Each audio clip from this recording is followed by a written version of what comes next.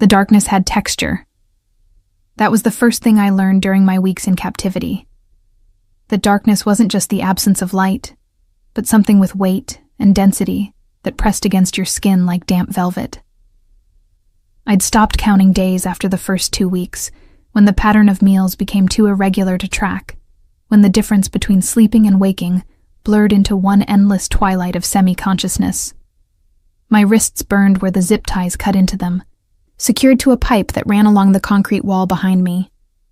The industrial warehouse smelled of rust and old motor oil, with an underlying note of something chemical I couldn't identify.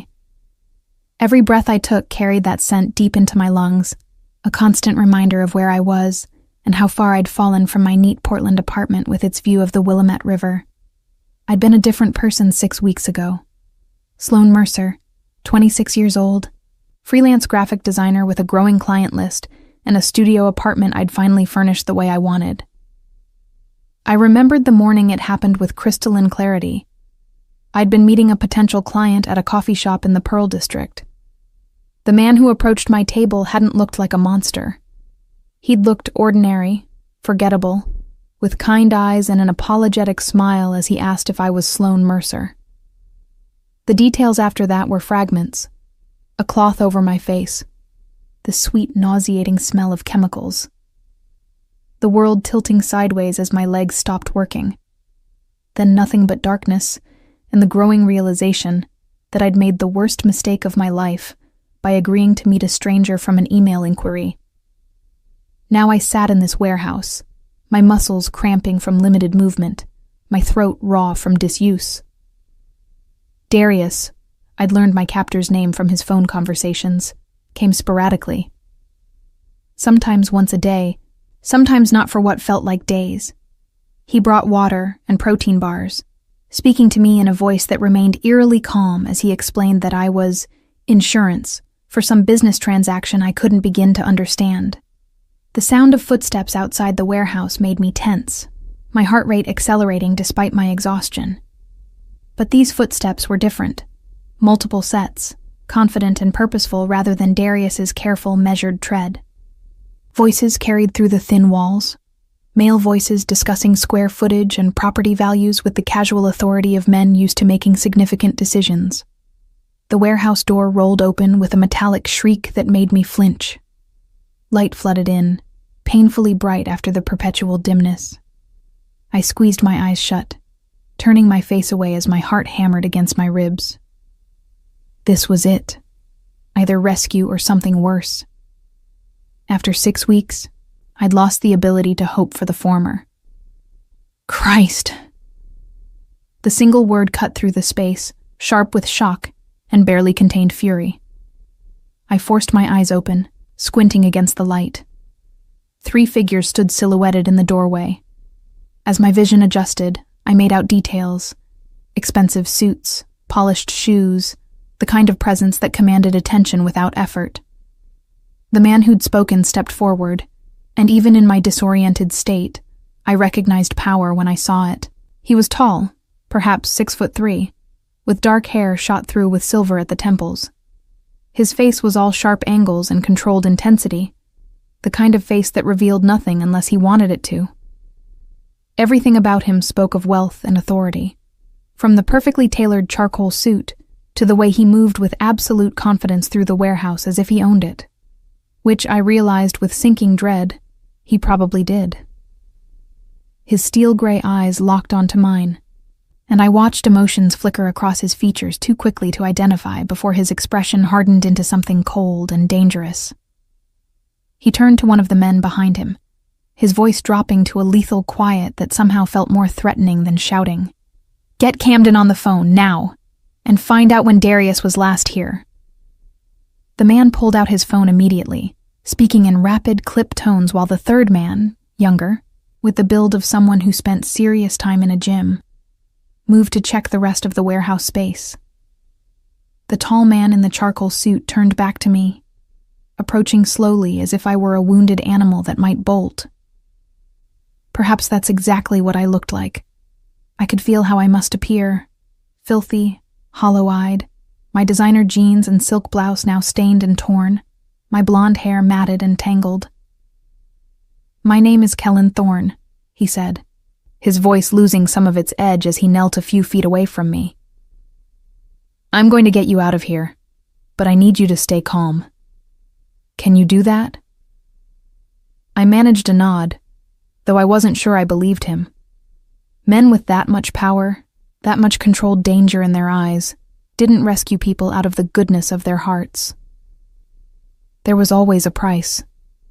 He pulled a knife from his pocket, and I couldn't help the way I flinched backward, my zip-tied hands instinctively trying to shield myself.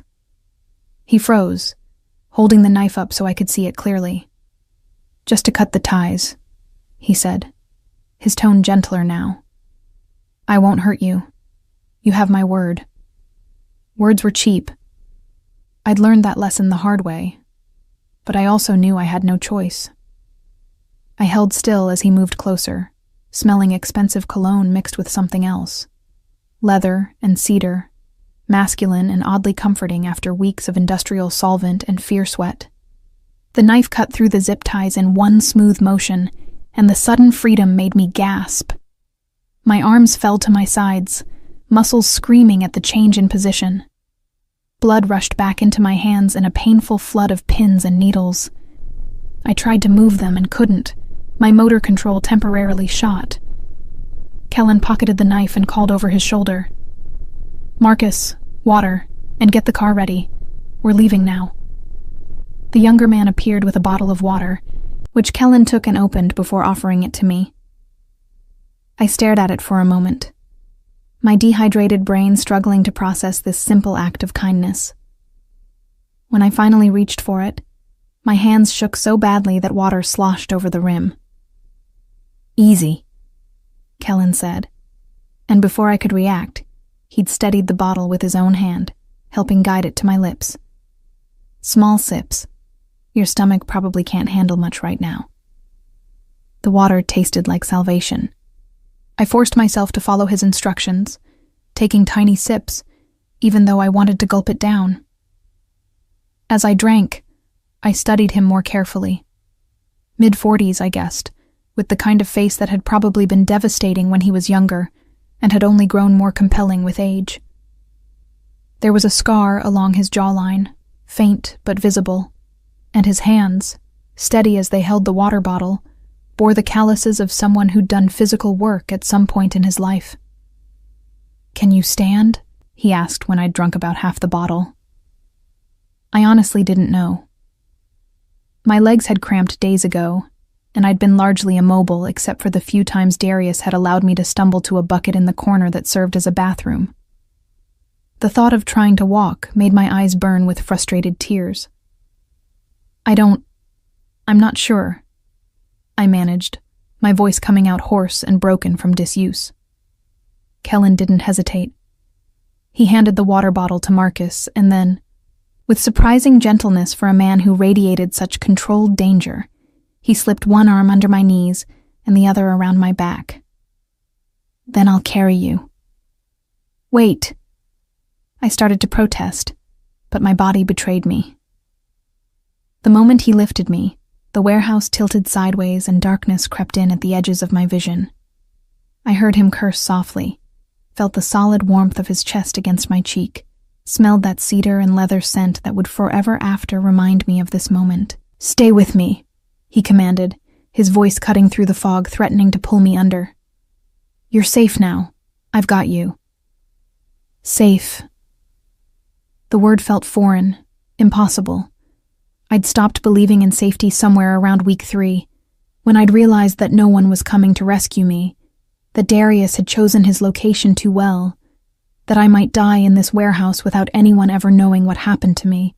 But as Kellen carried me toward the light spilling through the warehouse doors, as the fresh air hit my face for the first time in weeks, something in my chest cracked open. Not hope, I wasn't ready for that yet, but maybe something like the possibility of hope. The chance that this nightmare might actually end. The world outside the warehouse was almost painfully bright. Spring in Portland, I realized distantly, noting the blooming cherry trees and the way the afternoon sun caught the water of the Willamette River in the distance. I'd lost 6 weeks of spring locked in that darkness. 6 weeks of my life, stolen by a man whose motivations I still didn't fully understand. A black SUV waited, its engine running and rear door open. Kellen slid me into the back seat with the same careful control he'd shown since finding me, then climbed in beside me. Marcus took the front passenger seat, while another man I hadn't noticed before got behind the wheel. "Where are we going?" I asked, my voice still barely above a whisper. Kellen was already on his phone, barking orders to someone named Camden about security footage and property records and finding Darius before the day was out.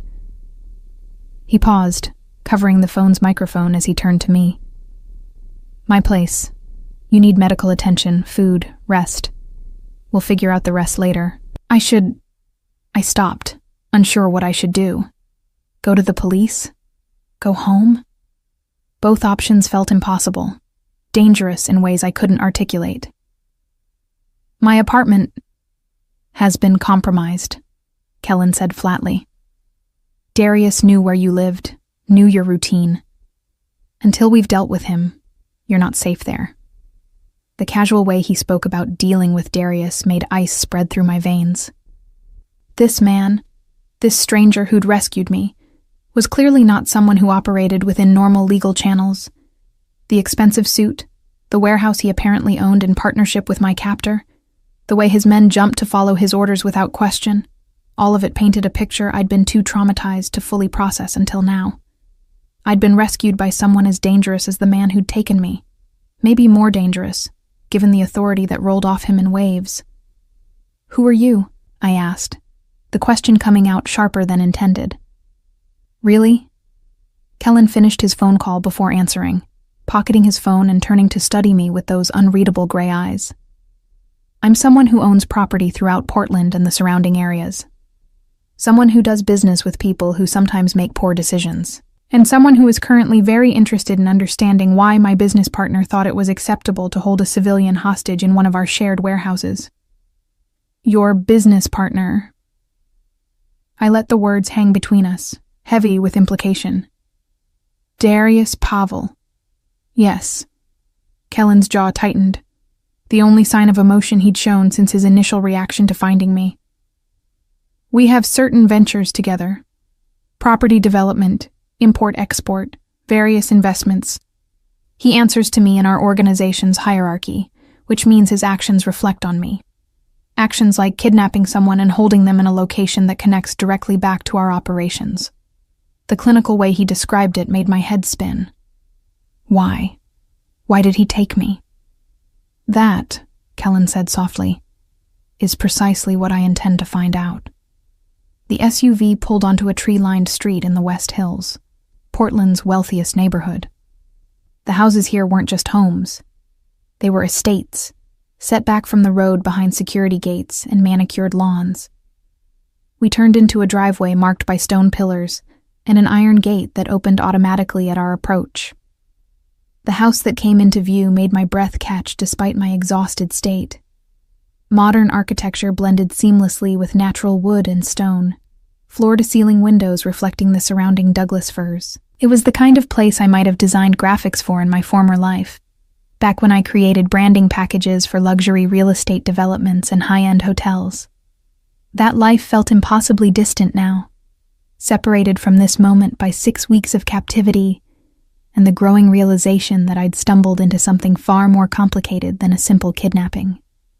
The SUV stopped at the circular drive in front of the main entrance. Kellen was out and around to my side before I could even reach for the door handle. When he opened it, I tried to stand on my own, to salvage some shred of dignity. My legs buckled immediately. Kellen caught me before I could hit the ground, his arm banding around my waist with surprising strength. "Easy," he murmured, that gentle tone returning. "You've been through hell. Give yourself time." "I can walk," I insisted, even as I leaned heavily against him. "Just give me a second. You can walk tomorrow." He shifted his grip, clearly preparing to lift me again. "Right now you're going to let me help you, and you're going to see a doctor, and you're going to eat something that isn't a protein bar. Those are the only items on today's agenda." Understood?" The command in his voice left no room for argument. Part of me, the part that had fought to survive these past 6 weeks, bristled at being ordered around. But another part, the part that was so tired I could barely think straight, wanted nothing more than to surrender control to someone who seemed capable of handling it. "Understood," I whispered, and let him carry me into the house.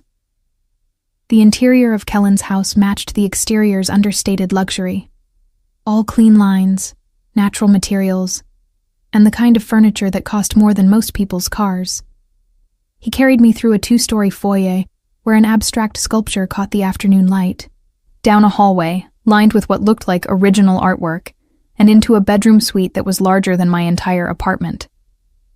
The room was decorated in shades of cream and dove gray, with a king-sized bed that looked impossibly soft and inviting. Floor-to-ceiling windows overlooked a garden where Japanese maples glowed red-gold in the fading light. A door on the far wall presumably led to a bathroom. Kellen set me down carefully on the edge of the bed, and I immediately wanted to collapse backward onto those pristine linens. But I was too filthy, too aware of the grime coating my skin and clothes after 6 weeks in that warehouse. "I can't." I gestured helplessly at myself. "I'll ruin your sheets." Something flickered in his eyes. Amusement, maybe, or approval at my consideration. "The sheets can be replaced. You, on the other hand, cannot. But if it makes you feel better, there's a bathroom through that door, clean towels in the cabinet, and I'll have someone bring clothes that should fit." He moved toward the door, and sudden panic seized me.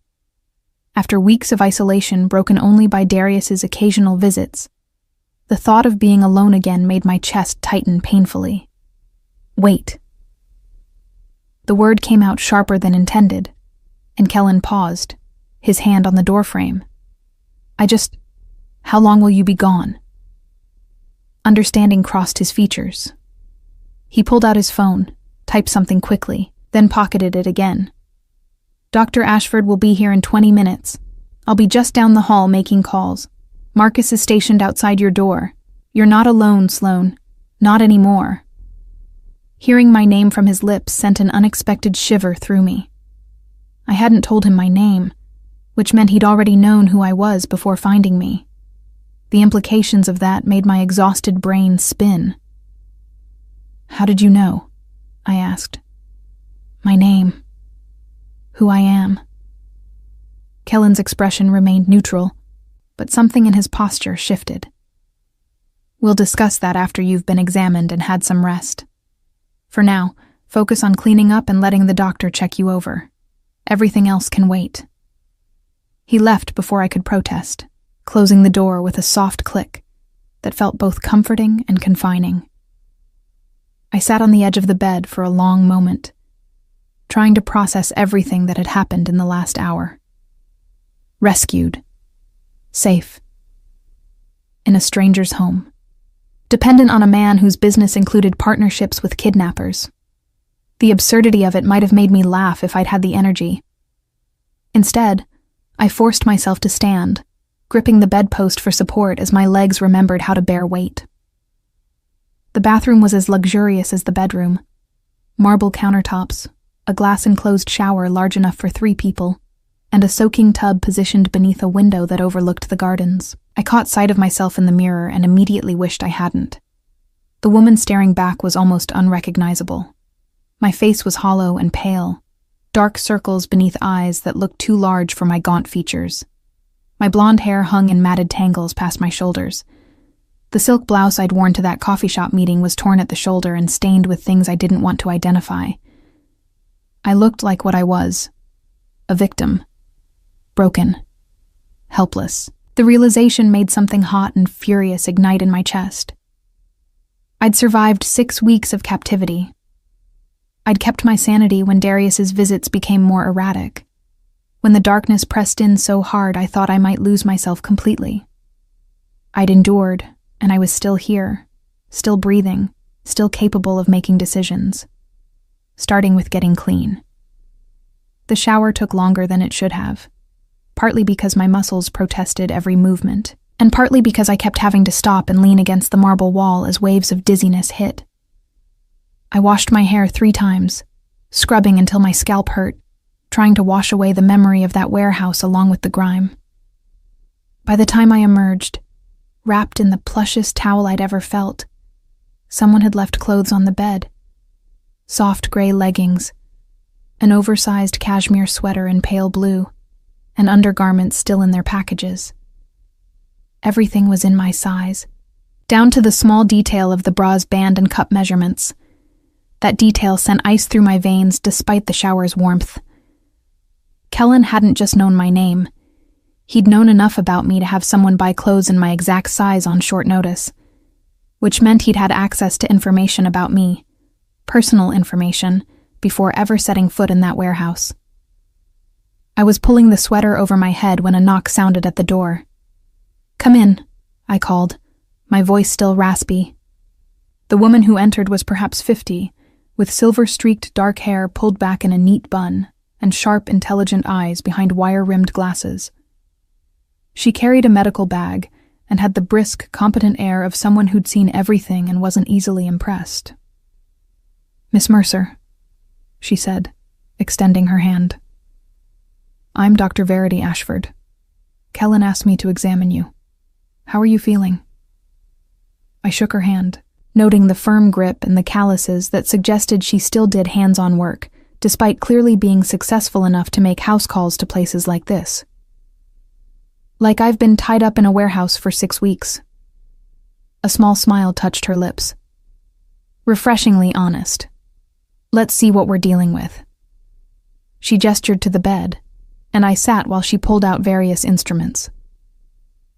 "I need to check your vitals, examine the damage to your wrists and ankles where you were restrained, and ask some questions that may be uncomfortable. Is that acceptable?"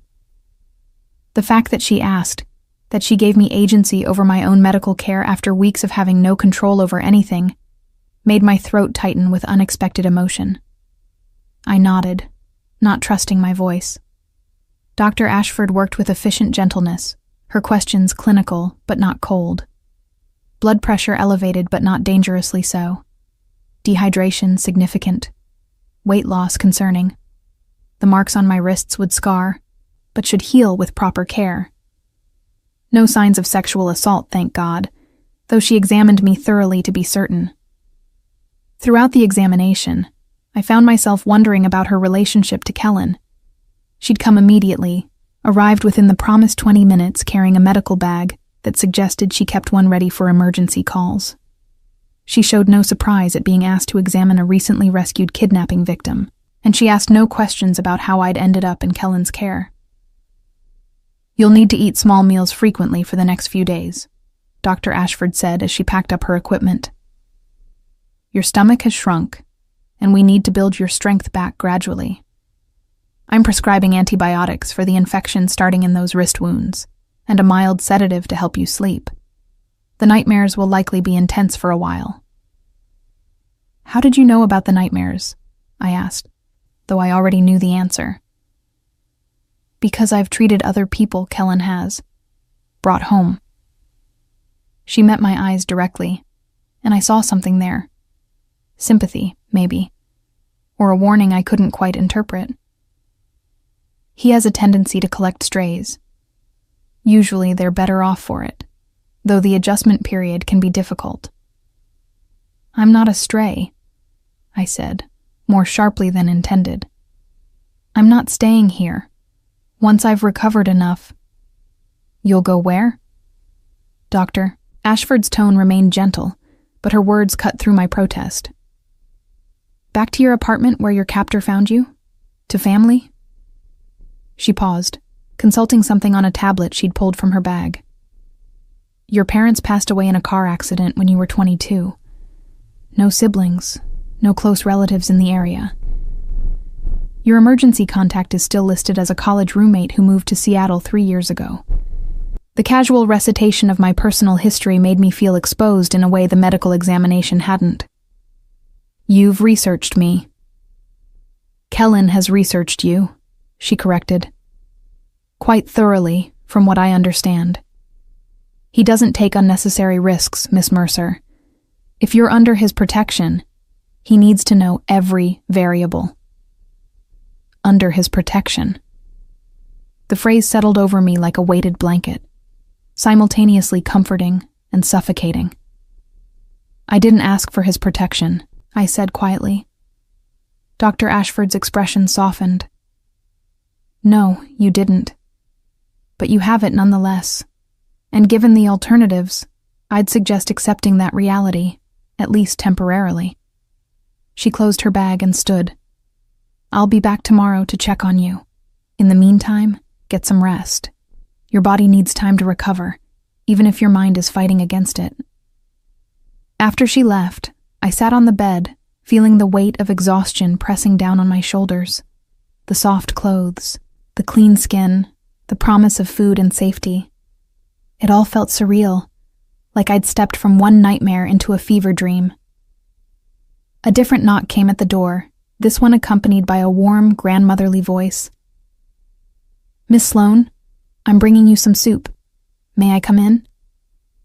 Yes, I called, and the door opened to reveal a woman who looked to be in her late 60s, with white hair in a neat bun and kind eyes that crinkled at the corners. She carried a tray with a bowl of soup that smelled like heaven, along with crackers and herbal tea. I'm Bertie Kensington, dear. I manage the household here. She set the tray on the bedside table and studied me with the kind of thorough assessment only grandmothers could get away with. You look better already, though that's not saying much given what you've been through. Kellen filled me in on the basics. I watched as she fussed with the tray, arranging everything within easy reach. How long have you worked for him?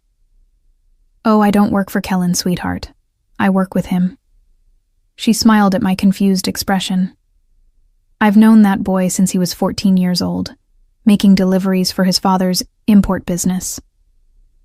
When his father passed and Kellen took over, he asked me to help him run his home because, Lord knows, he can manage an entire criminal enterprise but can't remember to buy milk. The casual mention of a criminal enterprise should have shocked me. Instead, I found myself almost grateful for the honesty. At least Bertie wasn't pretending Kellen was anything other than what he was. You're very open about what he does, I observed. Bertie settled into the chair beside the bed, clearly in no hurry to leave. No point in dancing around it. You're smart enough to have figured out the basics already, and lies only make things more complicated. She gestured to the soup. Now eat that before it gets cold. Chicken broth, nothing too heavy. We'll work up to real food over the next few days. I picked up the spoon, my hand trembling slightly.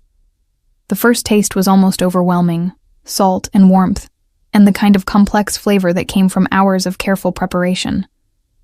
I hadn't realized how much I'd missed taste, real taste, after weeks of protein bars and lukewarm water. Good girl, Bertie said approvingly. Slow sips, just like Dr. Ashford recommended. You'll feel human again soon enough. Between spoonfuls of soup, I worked up the courage to ask the question that had been building since Dr. Ashford's visit. How much does Kellen know about me? Specifically, I mean. Bertie's expression grew thoughtful. Enough to understand who you are and what you might need. He had Camden, that's his head of operations, run a thorough background check as soon as he realized Darius was holding someone in that warehouse. Standard procedure when civilians get tangled up in our business.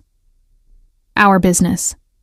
The way she said it, so matter-of-fact, as if kidnapping and criminal enterprises were just another day at the office. I'm not tangled up in anything, I protested. I was taken, held against my will. That doesn't make me part of whatever world you and Kellen operate in.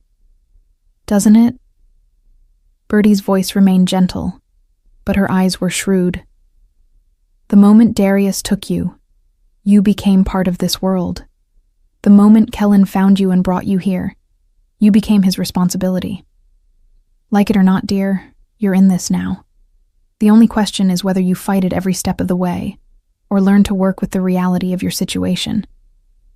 I set down the spoon, my appetite vanishing despite the delicious soup.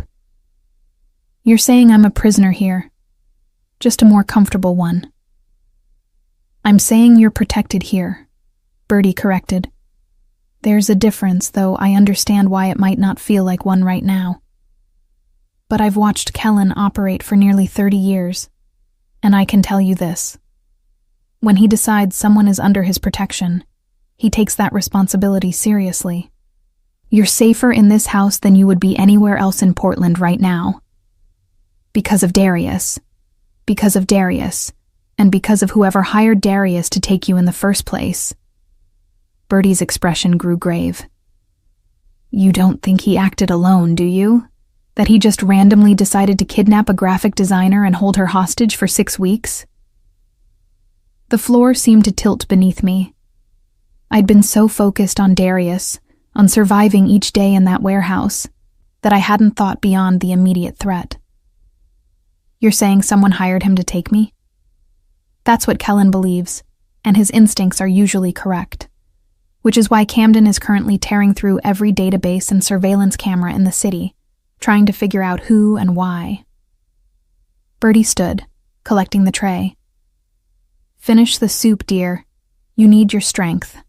Tomorrow will bring answers, I expect, and you'll need to be clear-headed to hear them. After she left, I forced myself to drink the rest of the soup, each spoonful an act of will rather than desire. My mind raced with implications I hadn't considered. If Darius had been hired, if there was someone else behind my kidnapping, then Kellen was right. I couldn't simply go home and resume my life. Someone had wanted me taken. Someone might still want whatever Darius had been holding me for. The thought made my hands shake so badly I had to set down the spoon.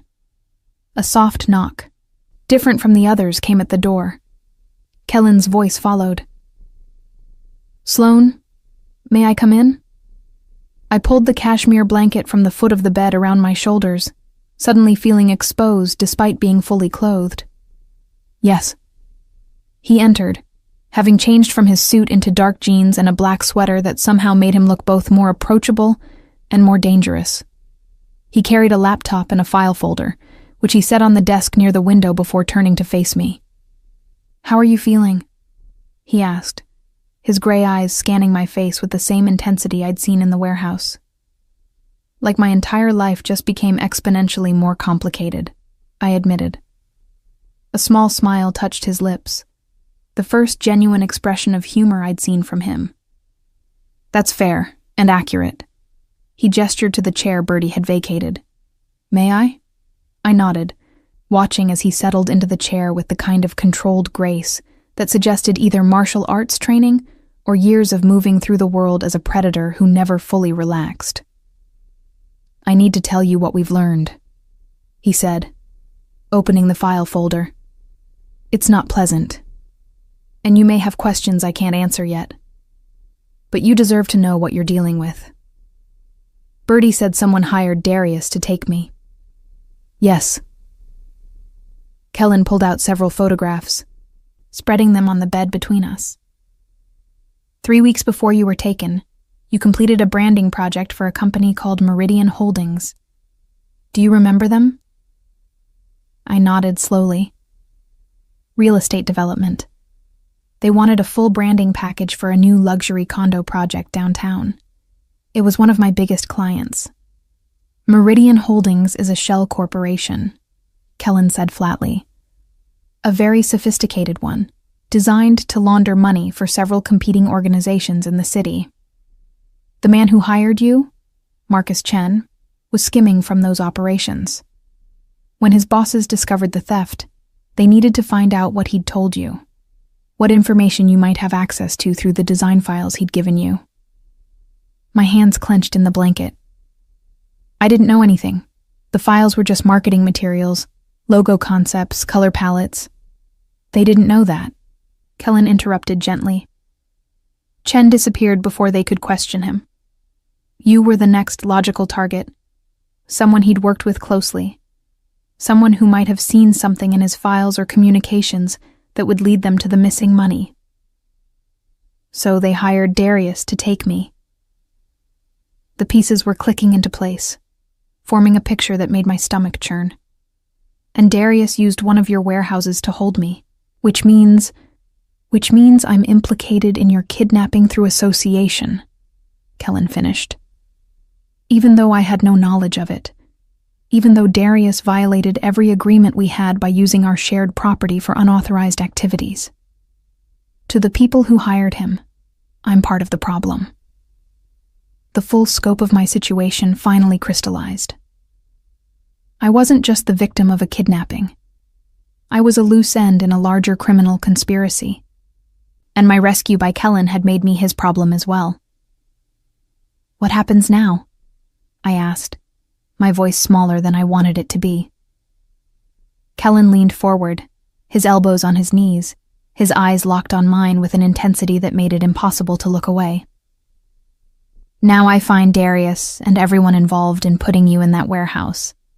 I extract the full story, who hired him, how much they paid, what they wanted from you.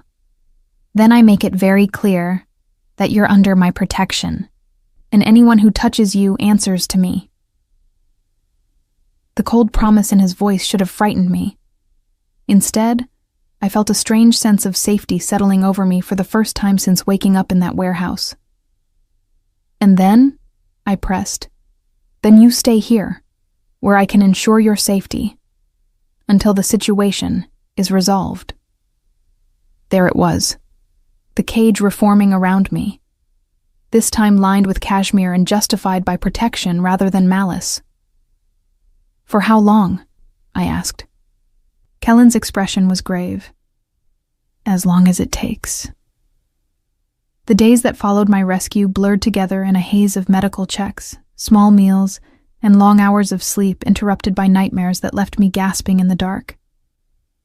Each time I woke, disoriented and terrified, I'd hear a soft knock at my door, and either Bertie or Kellen would appear to remind me where I was, and that I was safe. On the fourth night, when I jerked awake from a dream where the warehouse walls were closing in, it was Kellen who came.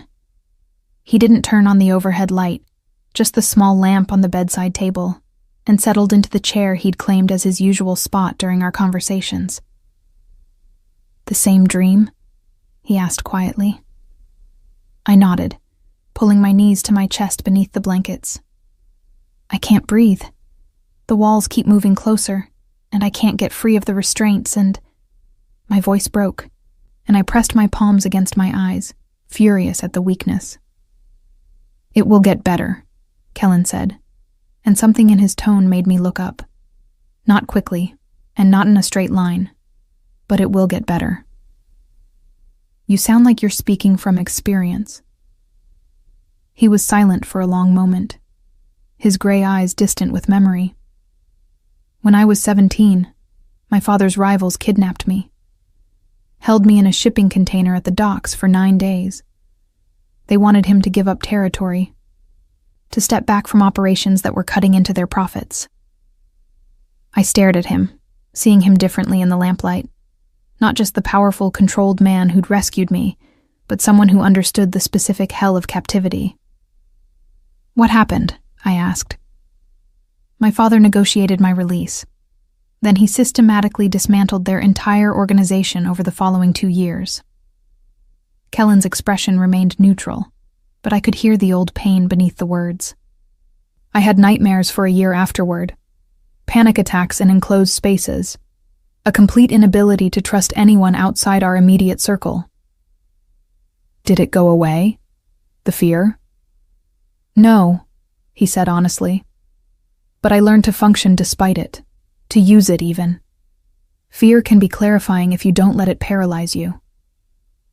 We sat in comfortable silence for a few minutes, and I found myself studying him more carefully. In his casual clothes, without the armor of his suits, he looked more human.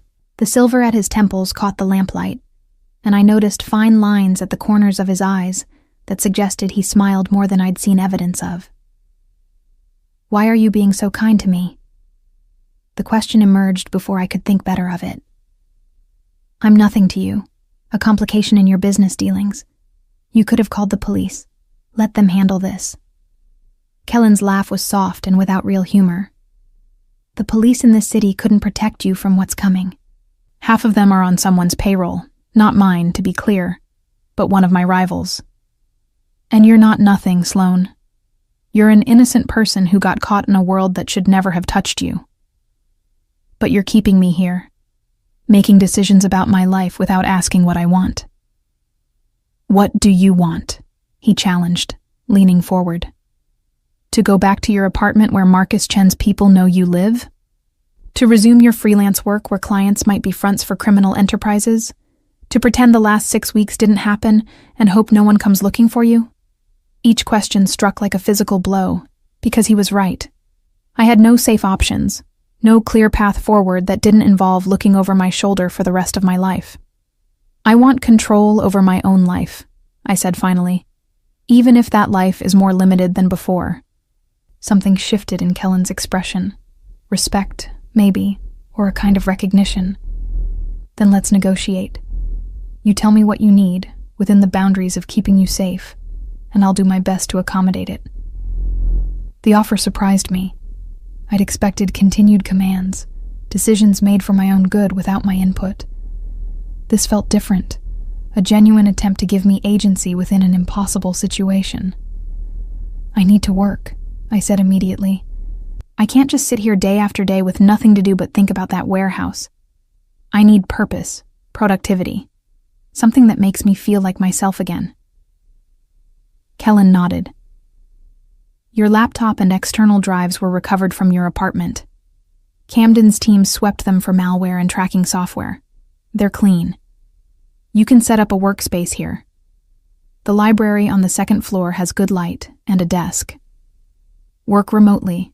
Maintain your client relationships, but everything gets vetted through Camden first to ensure there's no connection to the people who targeted you. It was more than I'd expected, and the fact that they'd already recovered my work equipment suggested Kellen had anticipated this request. What else? I want to know everything you learn about why I was taken. No filtering the information because you think I can't handle it. If I'm in this situation, I deserve to understand it fully. His jaw tightened slightly, but he nodded.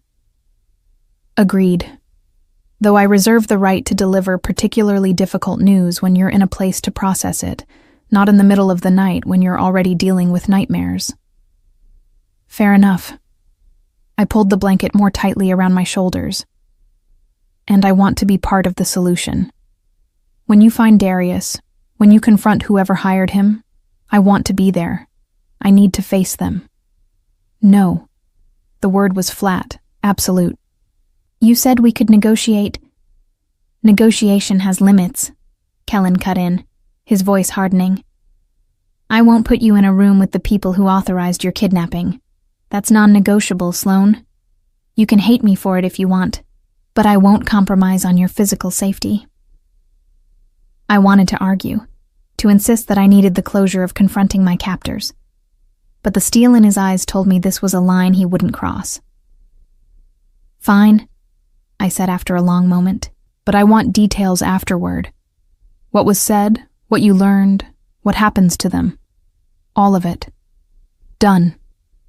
Kellen stood, moving to the window where the first hints of dawn were lightening the sky beyond the gardens. Camden should have the full picture within a few days.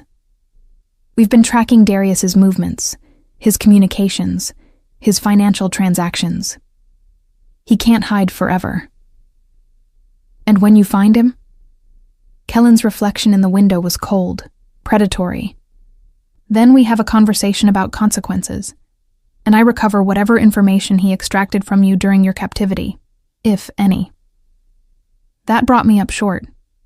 He asked questions about Marcus Chen, about the files he'd given me, about whether I'd noticed anything unusual in our communications. My voice dropped. I didn't know anything useful. I told him that repeatedly, but I don't think he believed me. Did he hurt you to get answers? The question was carefully neutral, but I could hear the tension beneath it. He threatened to, showed me tools, described what he could do, but he never actually... I couldn't finish the sentence. Kellen turned from the window, his expression unreadable. That restraint probably saved his life.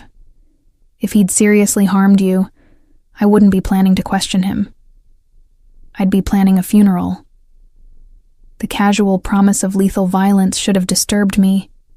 Instead, I felt a dark satisfaction that someone was willing to avenge what had been done to me, even if that someone operated outside any legal framework. "Tell me about Marcus Chen," I said, needing to understand the full picture. "The man who started all this." Kellen returned to his chair, and for the next hour, he laid out the story. Marcus Chen had been a mid-level money launderer, good at his job, but ambitious beyond his position. He'd seen an opportunity in the competing interests of 3 criminal organizations, all using Meridian Holdings as a front, and he'd skimmed $2 million over 6 months by manipulating accounts and shifting money between shell corporations. When his theft was discovered, Chen had disappeared with remarkable efficiency. New identity, offshore accounts, probably a new life in a country without extradition treaties. But he'd left behind loose ends, including a graphic designer he'd worked with closely for several weeks. "They thought you were his girlfriend," Kellen said, "or at least his confidant, someone he might have shared information with, intentionally or otherwise. When they couldn't find him, they went after the next best thing. But I wasn't. The injustice of it burned. He was just a client, professional, polite, but I never even had coffee with him outside of project meetings. They didn't know that. And by the time Darius realized you genuinely knew nothing useful, he'd already committed to holding you.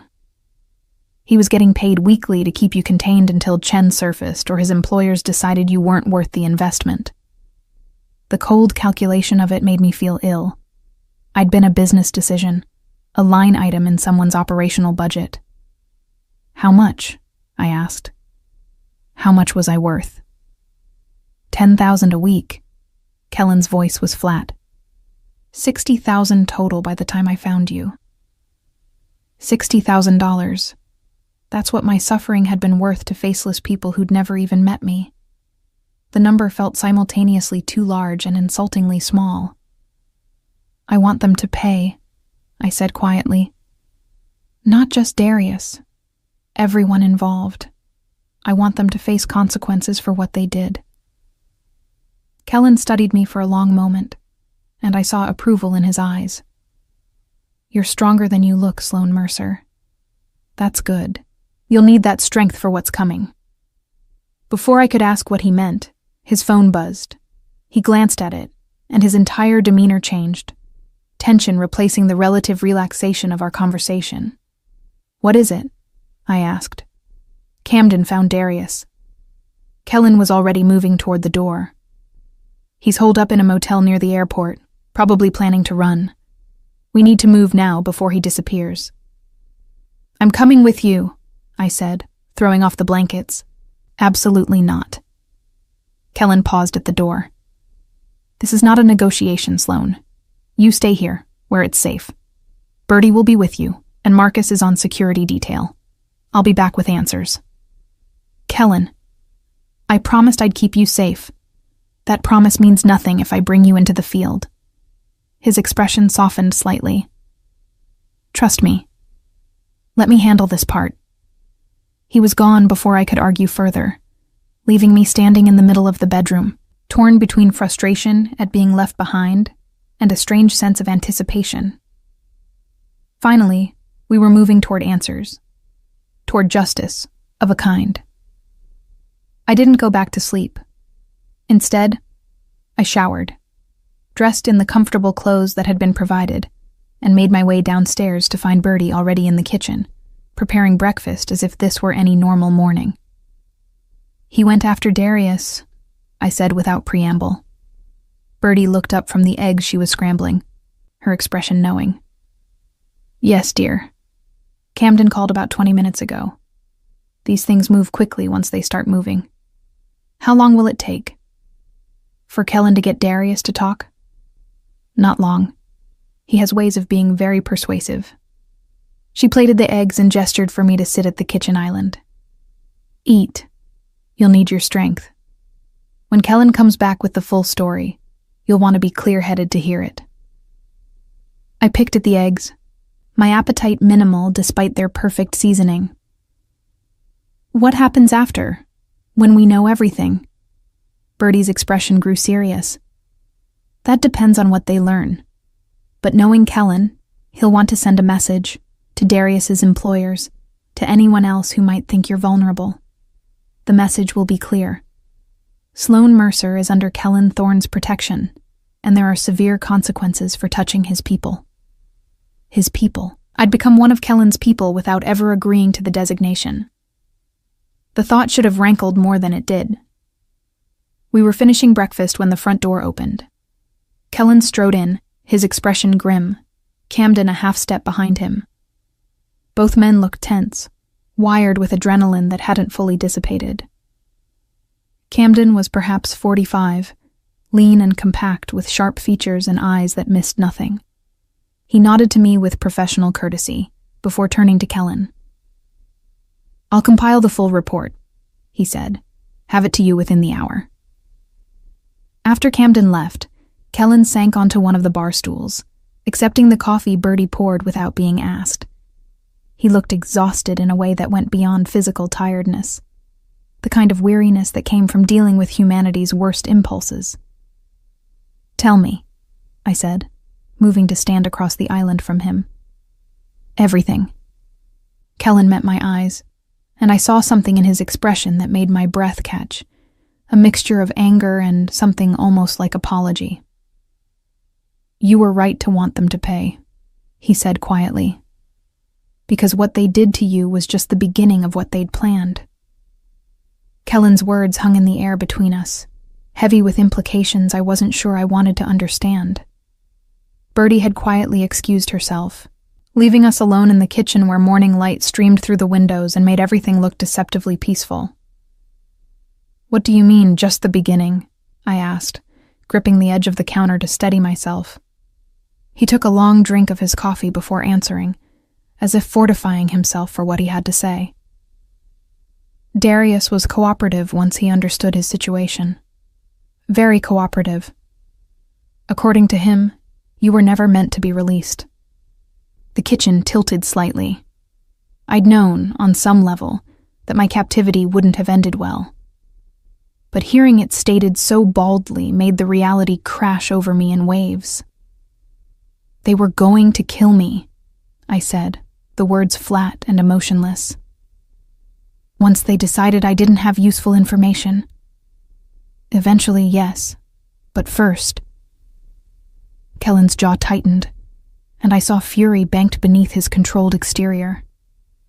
"First, they planned to use you as leverage against Chen if he ever surfaced.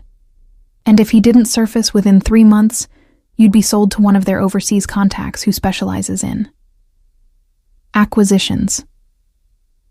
The word hung between us, clinical and terrible in its implications. I'd read enough, seen enough crime dramas to know what that meant. Human trafficking. A life spent as property, passed between owners, existing only for others' use. My legs gave out.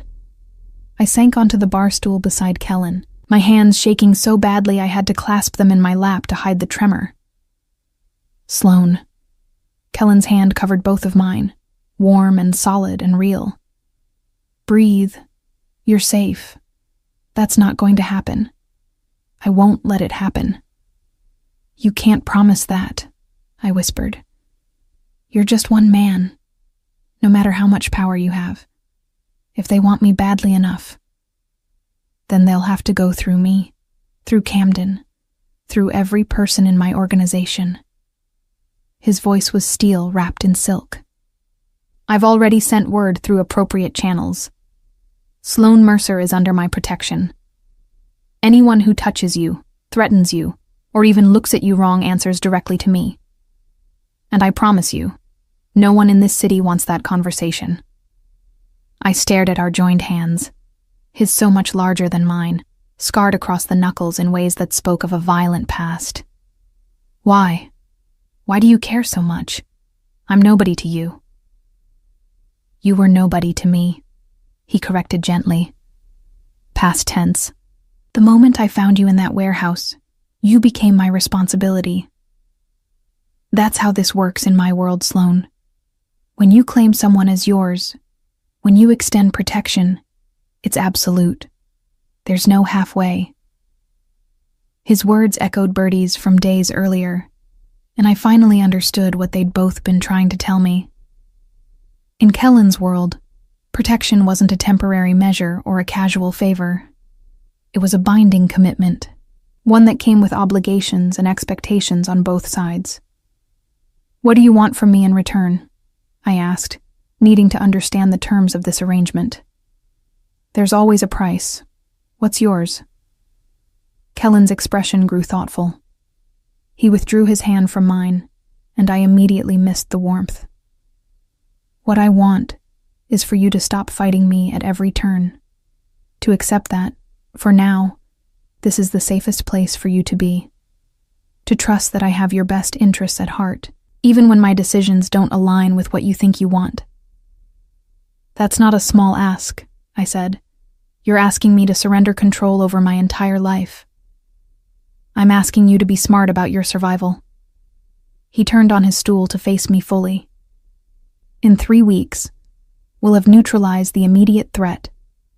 Darius and his employers will understand you're off limits, and the message will spread through the usual networks. At that point, you'll have more freedom. But right now, while the situation is still fluid, I need you to cooperate." 3 weeks, 21 days. It seemed simultaneously like an eternity, and no time at all. "And then what?" I pressed. "After 3 weeks, I just go back to my normal life?" "You'll never go back to your normal life," Kellen said bluntly. "That life ended the moment Marcus Chen chose you as his graphic designer. But you can build a new normal. A safer one, if you're willing to be smart about it." "Ani?" The finality of it hurt more than I'd expected. My little studio apartment with its view of the river, my favorite coffee shop where the barista knew my order, my Tuesday night life drawing class at the community center. All of it felt impossibly distant now, like remembering someone else's life. "I need some air," I said abruptly, standing. "Can I? Is the garden safe?" Kellen nodded. "The property is fully secured. Motion sensors, cameras, guards at the perimeter. You can go anywhere on the grounds. Just stay within sight of the house." I needed no further encouragement. I slipped out through the kitchen's French doors onto a flagstone terrace that overlooked extensive gardens. The May morning was perfect, not too warm, with a gentle breeze that carried the scent of roses and lavender. I walked until I found a stone bench beneath a Japanese maple, far enough from the house to feel alone but still visible from the windows. My mind spun with everything Kellen had told me, trying to process the full scope of what I'd narrowly escaped. I'd been hours away from a fate worse than death. If Kellen hadn't chosen that specific day to inspect properties with Darius, if he'd trusted his partner enough not to check the warehouse personally, if he'd seen me and decided I wasn't his problem.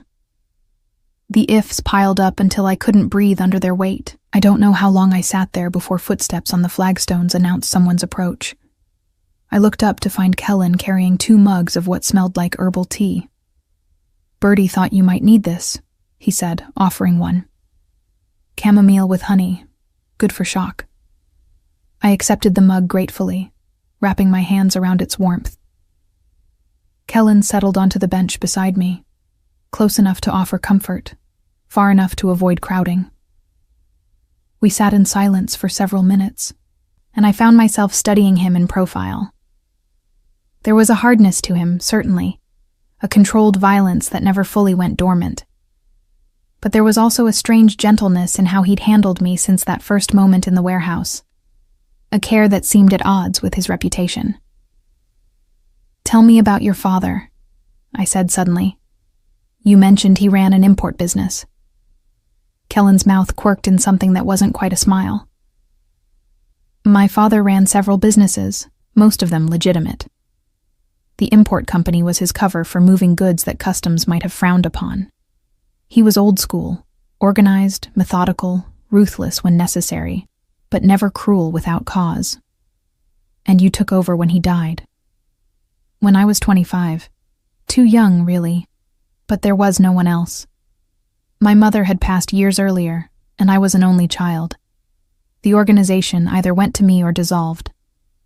He sipped his tea, gazed distant with memory. I thought about walking away, going legitimate, leaving this life behind. What stopped you? Responsibility, loyalty, the knowledge that if I walked away, the vacuum would be filled by someone far worse. He glanced at me. Sometimes the moral choice isn't between good and evil. It's between bad and worse. I chose to be the kind of bad that has rules, limits, lines that don't get crossed. Like not hurting civilians. Like not hurting civilians, he agreed. Like protecting people who get caught in this world through no fault of their own. Like ensuring that the violence inherent in this business stays contained, doesn't spill over into innocent lives any more than absolutely necessary. I wanted to point out the contradiction, that his business, by its very nature, created situations where innocent people got hurt. But I'd seen enough of his genuine care for my well-being to know that he struggled with that contradiction himself. What happened to Darius? I asked, changing the subject. Kellen's expression hardened. He's alive, if that's what you're asking. He gave us everything we needed. Names, organizational structure, payment trails, the location where Chen's employers meet to discuss operations. That cooperation bought him his life. But he'll never work in this city again, and he'll bear the consequences of betraying my trust for the rest of his days. I didn't ask for specifics. Some things were better left unknown. And his employers? The people who paid him to take me?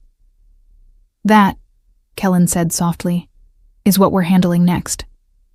Camden is coordinating with some of my more diplomatic associates.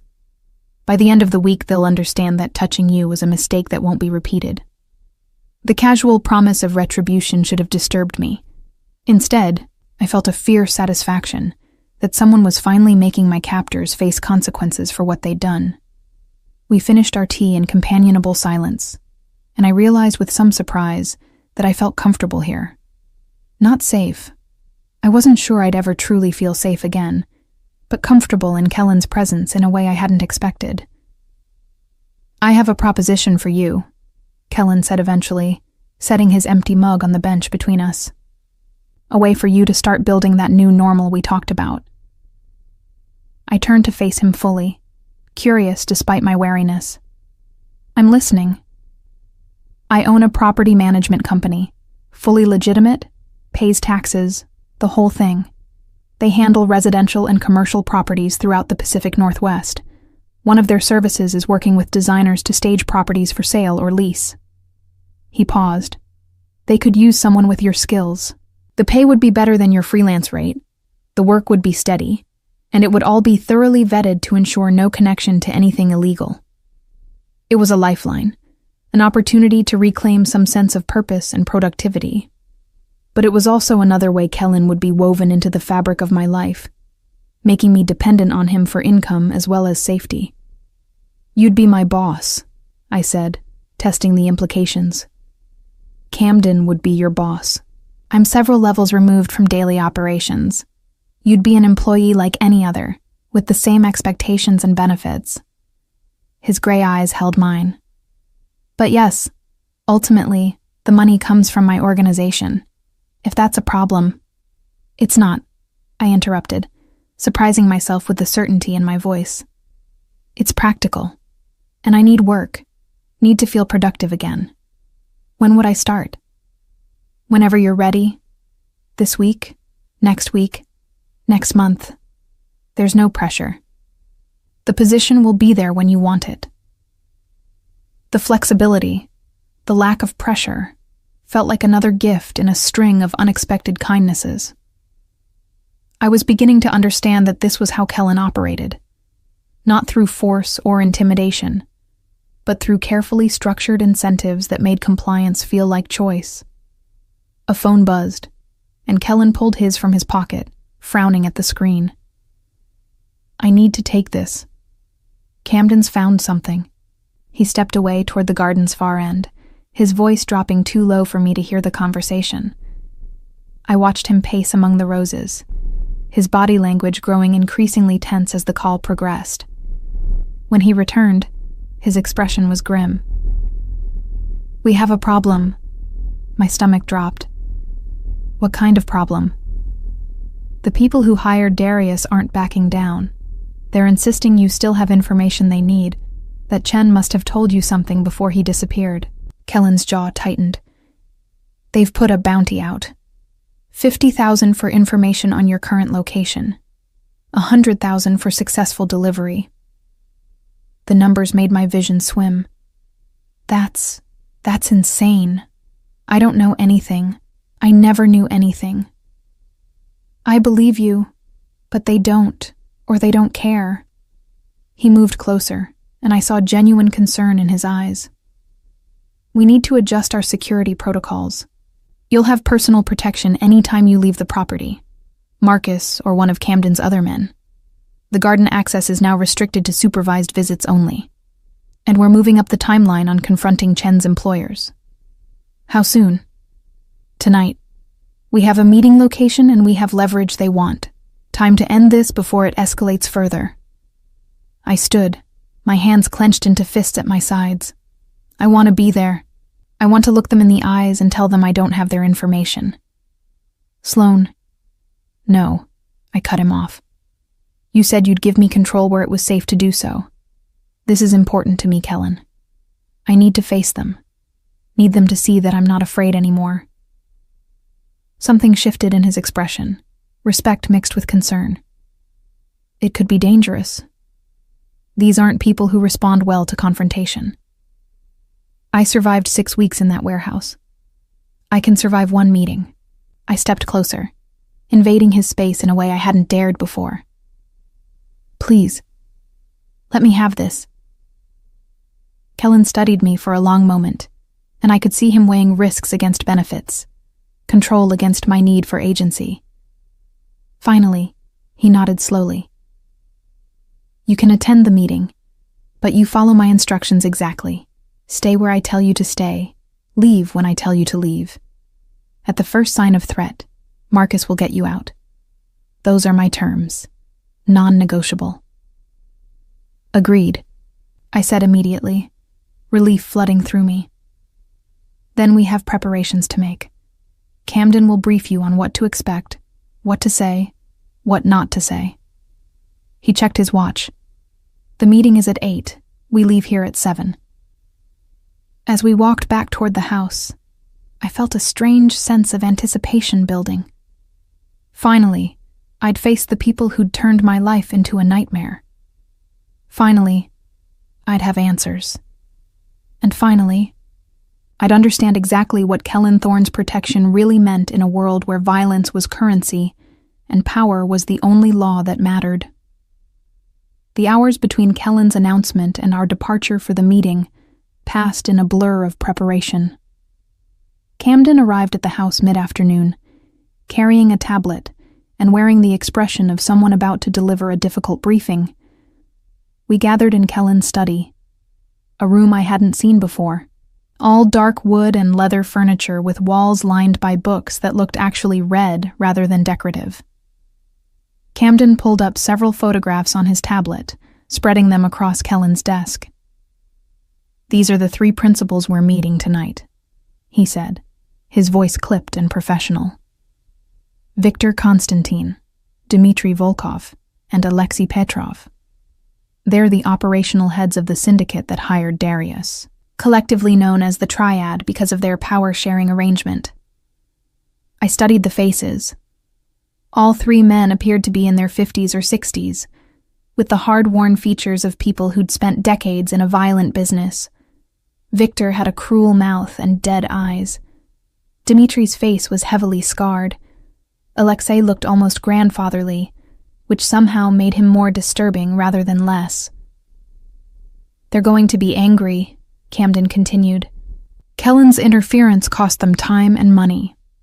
They view Darius as their property, and Kellen's extraction of him was, from their perspective, theft.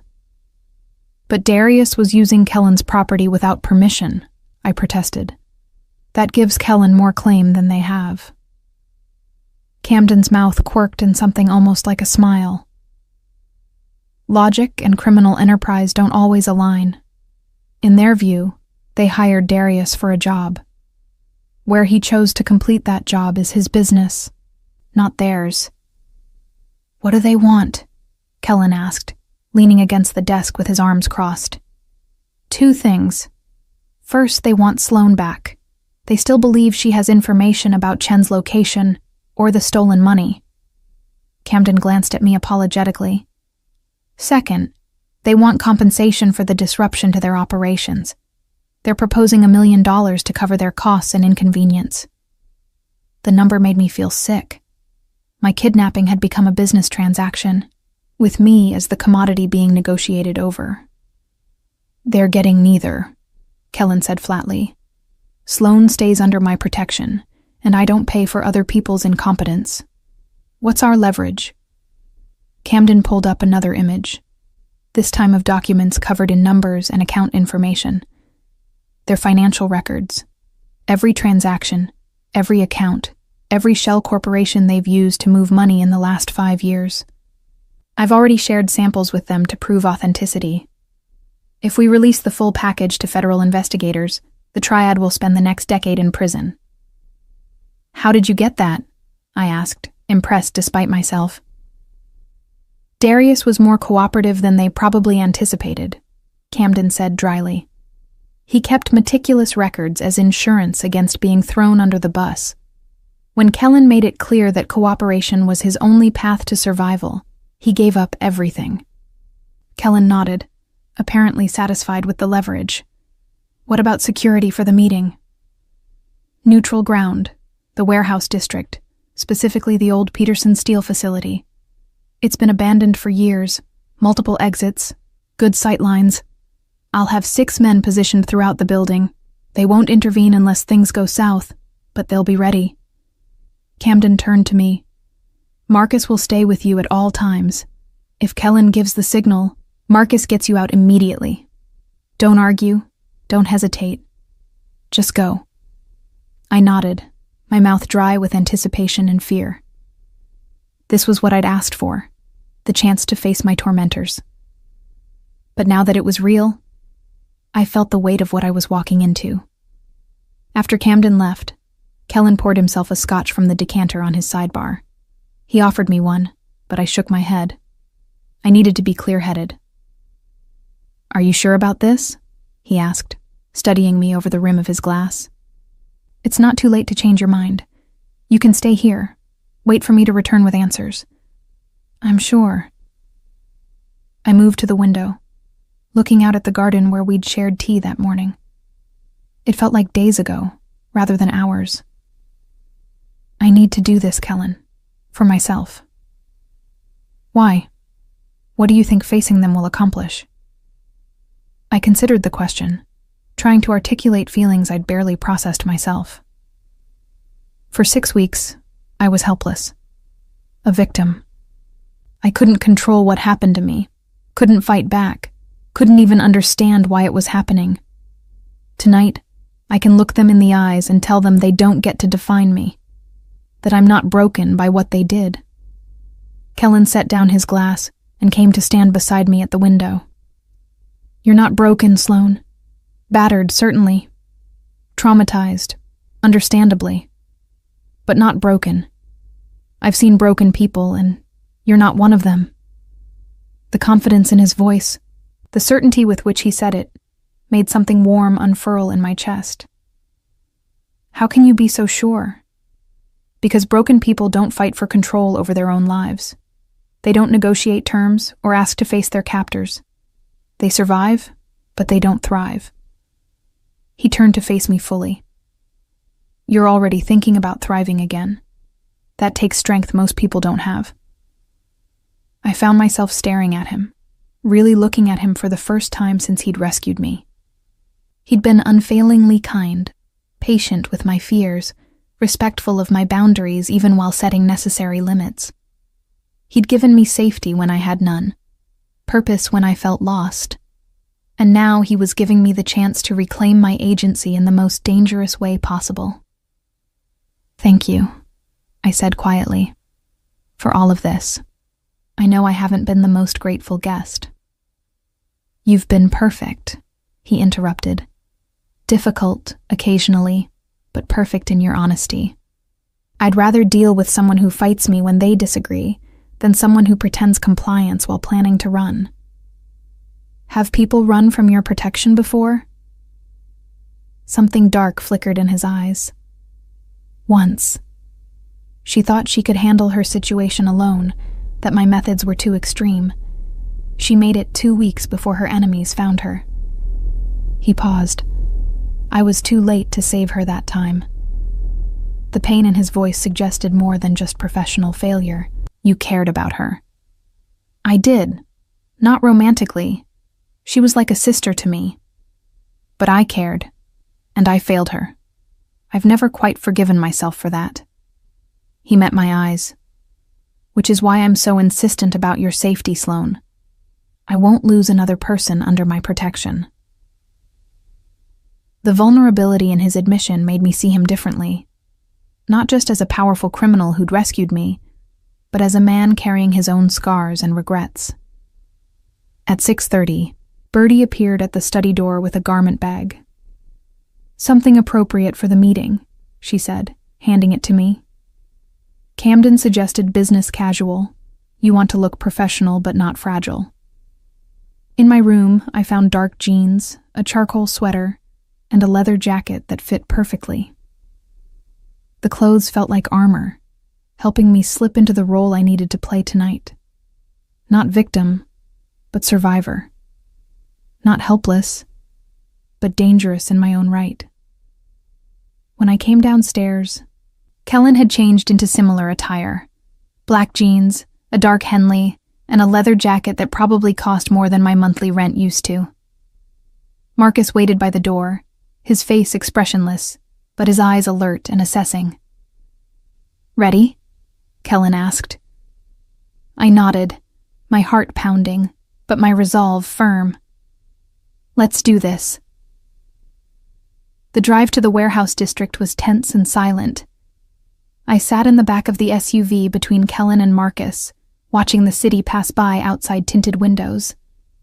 This part of Portland was industrial, all abandoned factories and shipping facilities that had been shuttered when the economy shifted.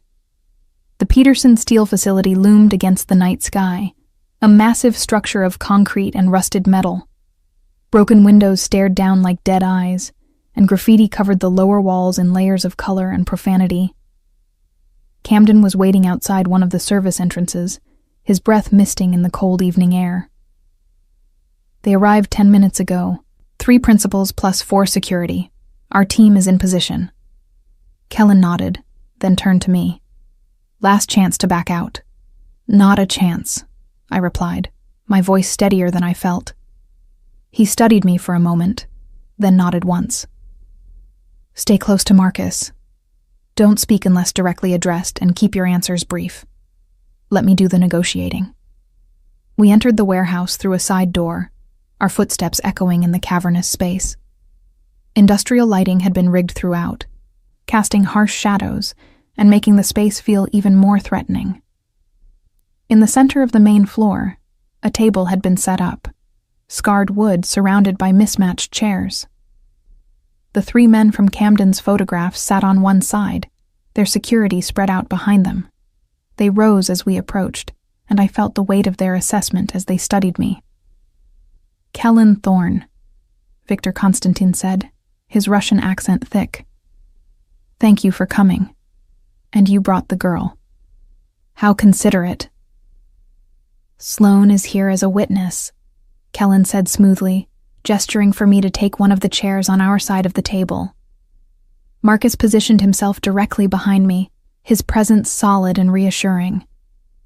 "She'll confirm that she has no information about Marcus Chen or his stolen assets. After that, we can discuss compensation for the disruption to your operations." "Compensation you will pay us," Dmitri clarified, his scarred face twisting into something that might have been a smile. "For theft of our property and interference in our business." Sloan was never your property, Kellen replied, his voice dropping to something dangerous. She's a civilian who got caught in your incompetent attempt to locate a thief. Your man Darius used my warehouse without authorization, which means any claim you had to her was voided the moment she set foot on my property. Alexei, the grandfatherly one, leaned forward with a smile that didn't reach his eyes. Perhaps the young lady could speak for herself. Tell us, Miss Mercer, what did Marcus Chen share with you during your professional relationship? I took a breath, feeling all eyes on me. Nothing beyond the project requirements. He wanted branding for Meridian Holdings. I provided logo concepts, color palettes, marketing materials. Our conversations were strictly professional and entirely documented in email chains. No pillow talk? Victor asked, his tone mocking. No late-night confessions over wine? I never had a personal relationship with him, I said firmly. I never even met him outside of professional contexts. Whatever he stole from you, I know nothing about it. Dmitri pulled out a tablet, turning it toward me. On the screen was a photograph of me having coffee with a man I didn't recognize. Then explain this. You meeting with Chen just days before he disappeared. I leaned forward, studying the image more carefully. The coffee shop was familiar, my usual place near my apartment. But the man sitting across from me wasn't Marcus Chen. He was younger, with different features entirely. That's not Chen, I said. That's Jeremy Morrison, another client. He hired me to design a website for his consulting business. I looked at Kellen. I can prove it. The project files, the invoices, everything is on my laptop. Kellen nodded to Camden, who was standing in the shadows. Within minutes, he'd pulled up my files on his tablet, showing the date stamps and client information that confirmed my story. Victor's expression darkened. Then Darius lied to us. He said Chen confirmed you were his confidant. Darius tortured false information out of a terrified man, Kellen said coldly. That's not my problem. What is my problem is that your incompetence led to an innocent woman being held captive in my warehouse, creating liability that could have traced directly back to me. You want compensation for that? Alexei laughed, the sound empty of humor. You, who has Darius and all our financial records? You, who could destroy us with a phone call to the FBI? You come here demanding we pay you? I'm not demanding anything, Kellen replied. I'm explaining reality. Sloan Mercer is under my protection. Anyone who touches her, threatens her, or continues to pursue her answers to me. In exchange for that protection, I'm willing to forget the $100,000 bounty you put on her head and the inconvenience of having to clean up your mess. The three men conferred in rapid Russian, their voices rising as the discussion grew heated. Finally, Victor turned back to us. We want proof, he demanded. Proof that she doesn't have Chen's data hidden somewhere. Let us search her apartment, her possessions, her digital accounts.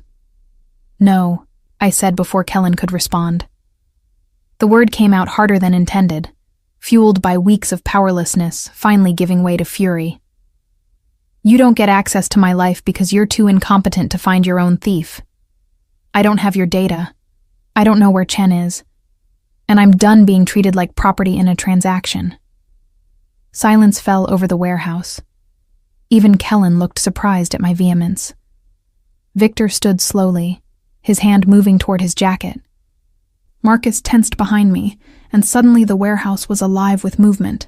Camden's men emerging from the shadows, the triad security reaching for weapons, everyone suspended in a moment of hair-trigger tension. Enough! Kellen's voice cut through the chaos. Sloan has answered your questions. You have no legitimate claim to her, no evidence she possesses anything of yours. This meeting is over. Not until we get satisfaction, Dmitri growled. Kellen pulled out his phone, tapping the screen several times.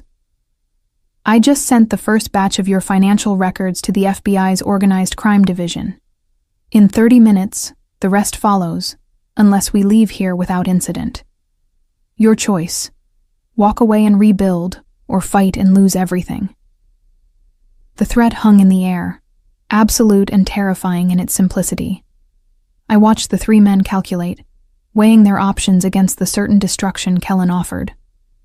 Finally, Alexei raised his hands in a gesture of surrender. You've made your point. The girl is yours. We'll call off the bounty and spread word that she's off limits. Smart decision, Kellen said. He stood, offering me his hand. Sloan? I took it, letting him help me to my feet. My legs shook, but I kept my head high as we walked toward the exit.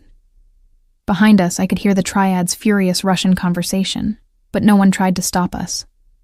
Only when we were safely in the SUV, pulling away from the warehouse, did I allow myself to collapse against the seat. Adrenaline drained away, leaving me hollow and shaking. You did well, Kellen said quietly. Very well. I thought they were going to kill us all, I admitted. They might have tried, but Camden's positioning was solid, and the triad knows I don't bluff. When I threaten to release their financial records, I mean it. He studied me in the dim light from passing streetlights. How do you feel? I considered the question. I'd faced my captors, or at least their employers. I'd spoken my truth, reclaimed some measure of my own voice. It should have felt satisfying, victorious even. Instead, I just felt tired. Bone-deep exhaustion that had nothing to do with physical fatigue, and everything to do with the realization that this would be my life now. Always looking over my shoulder, always dependent on Kellen's protection, always aware that people existed who saw me as a means to an end, rather than a person. I feel ready to go home, I said finally, then paused. Except I don't know where home is anymore. Kellen's hand found mine in the darkness between us, his grip warm and solid. Home is wherever you're safe. For now, that's with me. And that's okay. As the SUV wound through the Portland streets toward Kellen's house in the West Hills, I realized he was right. I didn't have to figure out everything tonight, didn't have to solve the impossible question of how to rebuild a normal life from the ashes of the old one. For now, I could just exist in this moment, safe, protected, and slowly healing under the watch of a man who'd promised to keep me alive no matter the cost. The future would come soon enough. Tonight, that was enough. 3 weeks after the meeting at Peterson Steel, I stood in the library on the second floor of Kellen's house, arranging design samples for a client presentation. The room had become my office, my sanctuary, the place where I could rebuild some semblance of professional identity. True to his word, Kellen had set me up with Camden's property management company. I'd spent the past 2 weeks staging 3 residential properties and creating branding materials for a new commercial development. The work was challenging, creative, and blessedly normal. Exactly what I needed to feel like myself again. Through the window, I could see Marcus walking the perimeter of the grounds, his vigilance never wavering despite the calm that had settled over my life since the confrontation with the triad. The bounty had been officially withdrawn. Word had spread through Portland's criminal networks that Sloan Mercer was under Kellen Thorne's protection, and life had achieved something approaching routine. Yet I couldn't shake the feeling that this peace was temporary, a breath between storms. A soft knock at the library door interrupted my thoughts. Kellen entered, carrying 2 mugs of coffee and wearing the casual clothes I'd come to associate with his time at home. Jeans and a gray sweater that softened the hard edges of his features. "How's the presentation coming?" he asked, setting 1 mug beside my laptop. "Well, the clients love the staging concept for the Aurora Heights property. I think we'll close the deal this afternoon." I accepted the coffee gratefully, noting that he'd made it exactly how I liked it. 2 sugars, splash of cream. He'd been paying attention to these small details, making mental notes of my preferences and accommodating them without being asked. "That's 4 successful projects in 2 weeks. Camden's impressed with your work." Kellen settled into one of the leather armchairs near my desk, his long legs stretched out in front of him. How are you feeling? Really? It was a question he asked regularly, always genuinely interested in the answer. I'd learned to be honest with him because evasion only made him more persistent. Better. Not healed, but better. I'm sleeping more consistently. The nightmares are less frequent. I turned to face him fully. I actually feel like I'm building something again, not just surviving day to day. Something warm flickered in his gray eyes. Good. That's what I'd hoped for. We'd fallen into this pattern over the past weeks. Conversations that started professional and drifted into something more personal. Moments of comfortable silence that felt increasingly intimate. Glances that lingered just a beat too long. I'd caught myself watching him during breakfast, noticing the way he listened with complete focus when I spoke, how he moved through the world with such controlled power. It was dangerous territory, developing feelings for a man whose protection had saved my life, but whose world had nearly destroyed it. Yet I couldn't seem to stop the slow shift from gratitude to something warmer, more complicated. I've been thinking, I said, setting down my coffee cup. About what comes next. I can't live here indefinitely, Kellen. At some point, I need to reclaim actual independence. His expression closed off slightly, the shutters coming down. We discussed 3 weeks. It's been 3 weeks. Are you saying you want to leave? I'm saying I need to understand what my options are. Can I go back to my apartment? Find a new place? Or am I permanently under guard? Kellen was quiet for a long moment. His fingers steepled beneath his chin in a gesture I'd learned meant he was choosing his words carefully. The immediate threat has been neutralized. The triad has backed off, and there's been no movement on Marcus Chen. He's presumably established a new life somewhere that doesn't interfere with Portland operations. Theoretically, you could resume a normal life. Theoretically, I repeated, catching the qualifier. But practically, you'll always be known as someone under my protection. That comes with certain complications. Anyone who wants to send me a message, anyone who thinks they can gain leverage over me, might see you as an opportunity. He met my eyes directly. I won't lie to you, Sloan. Complete independence means complete vulnerability. The question is whether you're willing to accept that risk. The honesty was both appreciated and devastating. He was right. I'd been marked by my association with him. Even if I left, even if I built a new life somewhere else, there would always be people who remembered that Kellen Thorne had claimed me as his. What if I stayed? The question emerged before I'd fully processed the thought. Not as a guest or someone under protection, but as something else. Kellen's stillness was absolute, like a predator scenting prey. What are you asking, Sloan? I don't know exactly.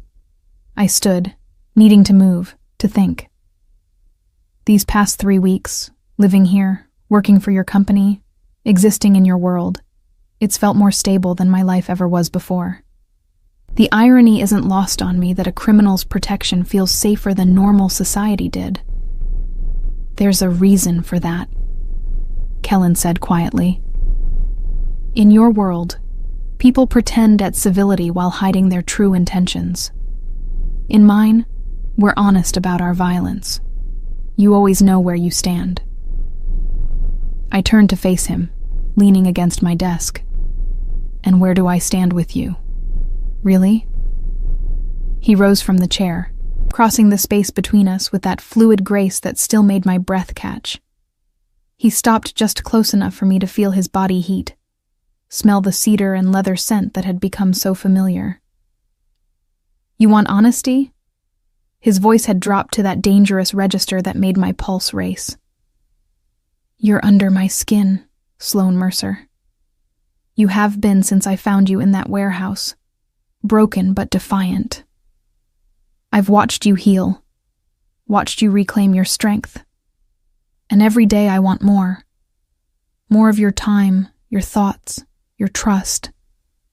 more than I have any right to want. My heart hammered against my ribs. What are you saying? I'm saying that if you stay, it won't be as a guest or an employee or someone I'm protecting out of obligation. It will be because I want you here, in my space, in my life. His hand came up to cup my face, thumb brushing across my cheekbone with devastating gentleness. But that scares you as much as it attracts you, doesn't it? I couldn't deny it. The truth was written in how I leaned into his touch, even as part of me wanted to flee. You're dangerous, Kellen. Not just your world, but you specifically. You have the power to destroy me in ways that have nothing to do with violence. I know. And you have the same power over me, which terrifies me more than I care to admit. His forehead rested against mine, our breath mingling in the small space between us. So, we're at an impasse, both of us wanting something we're afraid to reach for. The library door burst open, Camden's voice cutting through the intimate moment. Kellen, we have a situation. We stepped apart immediately, the spell broken. Kellen's expression shifted back to professional calm, though I saw the regret in his eyes. What kind of situation? Camden glanced at me, then back to Kellen. Marcus Chen. He's resurfaced, and he's asking for Sloane specifically. The bottom dropped out of my stomach. What? He contacted us through intermediaries an hour ago. He claims he has information about why Sloane was really taken, information that exonerates her of any involvement, but he'll only share it with her directly. Camden's expression was grim. He's proposing a meeting. Tomorrow. Neutral ground. Absolutely not, Kellen said immediately. It's obviously a trap. Maybe, Camden agreed. But if he really does have information about the original kidnapping, we need to know what it is. It could be the final piece that ensures Sloane's complete safety. I found my voice. I'll do it. Both men turned to stare at me. Kellen's expression was incredulous. You'll do no such thing. Chen is the reason you spent 6 weeks in captivity. There's no way I'm letting you anywhere near him. It's not your decision, I said, finding a core of steel I'd thought was lost in that warehouse. Chen reached out to me specifically. If he has information that matters, I deserve to hear it directly. Sloane, no. I cut him off.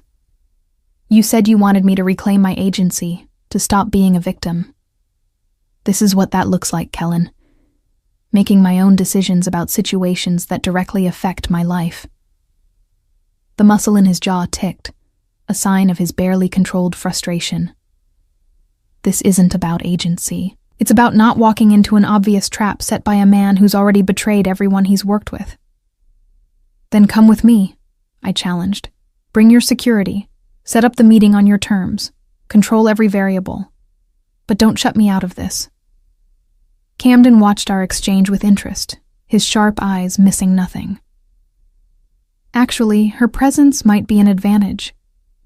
Chen specified Sloane, which means he wants something from her specifically. We can use that. Kellen's eyes remained locked on mine, and I could see the war playing out across his features, the need to protect me battling against his respect for my autonomy. Finally, he nodded once, sharply. Fine. But we do this my way, with every precaution in place. And if at any point I determine the risk is too high, we abort. Agreed? Agreed, I said, relief and terror mixing in equal measure. The rest of the day passed in intensive planning. Camden laid out security protocols, escape routes, communication signals. Marcus would be my personal shadow, with 4 other men positioned throughout the meeting location. Kellen would be present, but positioned where Chen would see him as a threat if anything went wrong. That night, I couldn't sleep. I wandered downstairs around 2 in the morning, finding my way to the kitchen for water. The house was quiet except for the soft sounds of security cameras rotating and the distant hum of the security system. I was leaning against the counter, staring out at the darkened gardens, when Kellen appeared in the doorway. He wore sleep pants and a t-shirt, his hair mussed from pillow, looking more human than I'd ever seen him. "Can't sleep?" he asked, his voice rough with rest. Too much adrenaline, too many thoughts. I turned to face him. "Tell me honestly, do you think Chen is going to try something tomorrow?" Kellen moved into the kitchen, pouring himself water from the same pitcher I'd used. "I think Chen is a coward and a thief who's realized he needs leverage to survive in this world. Whether that means information or something more dangerous, I can't say. But you'll be ready." "I'm always ready." He set down his glass, studying me in the dim light from the under-cabinet LEDs. "That's not what's really keeping you awake, is it?" I shook my head. "I keep thinking about what you said earlier, about wanting me here, in your life, about us both being scared of what that means." "And have you reached any conclusions?" "Only that I'm tired of letting fear make my decisions." I moved closer to him, drawn by the same gravity that had been pulling me toward him for weeks. "I spent 6 weeks frozen in terror, unable to control anything. I don't want to live like that anymore." Kellen's hand came up to my face again, repeating that gentle gesture from the library. "What do you want, Sloane? Tell me clearly, because I need to hear you say it." "I want to stay, not out of fear or necessity, but because this house, the life you've given me space to build, it feels right. It feels like home." My hand covered his where it rested against my cheek. "I want to explore whatever this is between us, even knowing how complicated and potentially disastrous it could be." His kiss was gentle at first, a question rather than a claim. I answered by pressing closer, my hands sliding up his chest to wrap around his neck. The kiss deepened, became more urgent, carrying weeks of tension and denial and mutual desire finally given permission to exist.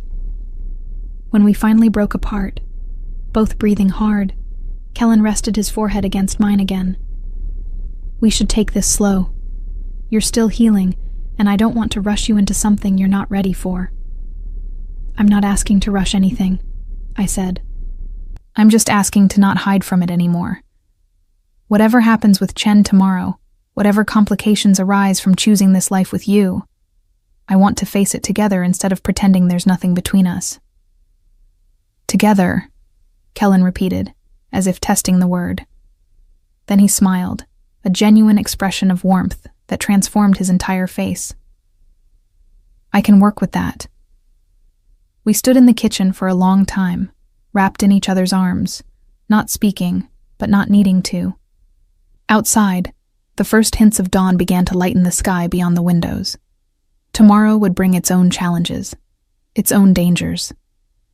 But for now, I let myself exist in this moment of peace, choosing to believe that sometimes the most dangerous thing, allowing yourself to trust someone with your heart, was also the bravest.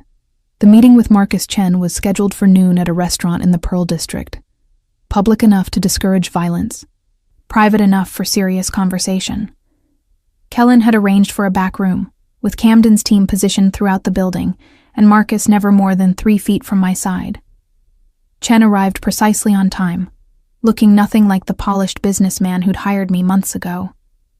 He'd lost weight, his expensive suit hanging loose on a frame that suggested stress and sleepless nights. His eyes darted constantly, assessing threats, calculating angles. "Miss Mercer," he said, nodding to me as he took the seat across from us. "Thank you for agreeing to meet." "You demanded the meeting," I pointed out. "I'm here because you claim to have information. So talk." Chen glanced at Kellen, who lounged in his chair with deceptive casualness. "I'd hoped we could speak privately." "Not going to happen," Kellen said flatly. "You get Sloane in a public setting with her security present, or you get nothing. Your choice." Chen sighed, seeming to deflate slightly. "Fine. I suppose it doesn't matter who hears this now. He pulled out a tablet, sliding it across the table toward me. Those are the real files from Meridian Holdings, the ones I should have given you for the branding project but didn't because they were too incriminating.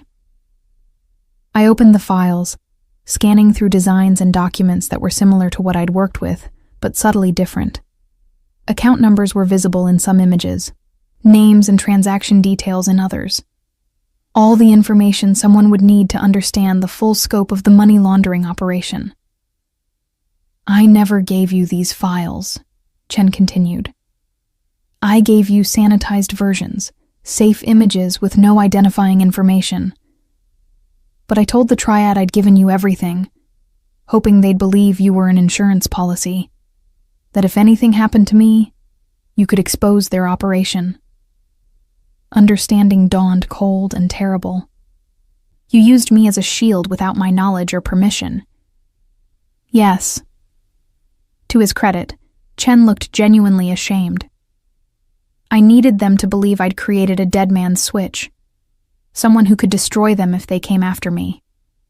It was supposed to keep us both safe.